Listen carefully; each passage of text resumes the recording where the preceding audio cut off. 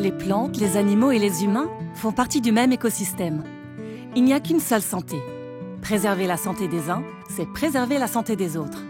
Il faut donc contrôler toutes les étapes de la chaîne alimentaire et ça, c'est la mission de la DGAL.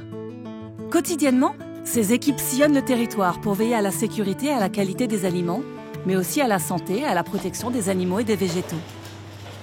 L'an dernier, dans le sud-ouest, une crise sanitaire s'est déclarée après la détection de foyers d'influenza aviaire parmi des élevages de canards. Florence fait partie de ces équipes d'inspecteurs vétérinaires qui sont intervenus lors de cette crise. L'objectif de son travail est avant tout préventif. Lorsque Florence réalise ses contrôles inopinés, les animaux comme les installations sont inspectés et des prélèvements sont envoyés en laboratoire.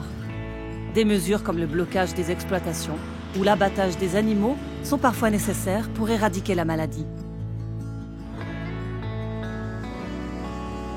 Tout comme les élevages, les plantes ont besoin d'être protégées des organismes nuisibles. La bactérie Xylella fastidiosa est connue comme tueuse des oliviers en Italie. Elle est apparue récemment en Corse et dans le sud de la France, principalement sur des plantes ornementales. Afin de suivre une éventuelle progression de cette maladie, Marie-Josée est particulièrement attentive. Cette bactérie est difficile à détecter. Marie-Josée examine de près les végétaux présentant des symptômes. Aucun traitement n'existe pour protéger les espèces végétales auxquelles la bactérie peut s'attaquer. Une dissémination de cette maladie aurait des effets dévastateurs pour l'environnement. La DGAL peut aussi intervenir pour mettre fin à des fraudes. Elle dirige des investigations contre la délinquance sanitaire sur tout le territoire français. Dominique est spécialiste de la filière cheval au sein de la Brigade nationale d'enquête de la DGAL. Il contrôle les documents d'identification et le bon usage des médicaments des animaux dans des exploitations pour repérer d'éventuelles fraudes.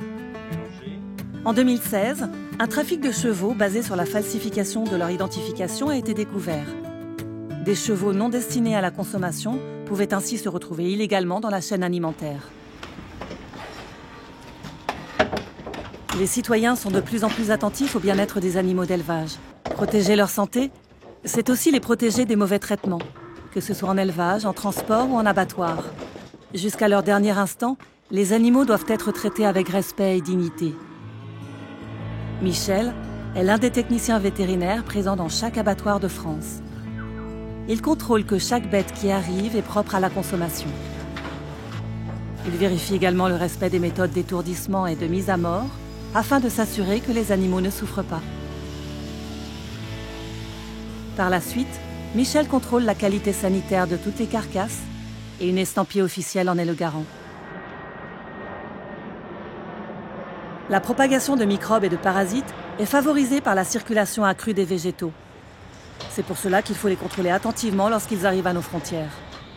Au sein du service d'inspection phytosanitaire de Roissy, Anne-Lucie effectue des contrôles sur les végétaux à l'importation. Ces vérifications quotidiennes et minutieuses, ainsi que des tests en laboratoire bactériologique et mycologique, permettent de s'assurer qu'aucune maladie n'est introduite par les plantes et ne se propage dans notre environnement.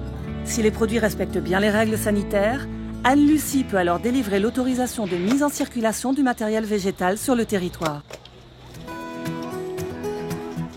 Finalement, il en faut du temps et de l'énergie pour s'assurer que nos aliments soient produits dans de bonnes conditions et dans le respect de l'environnement.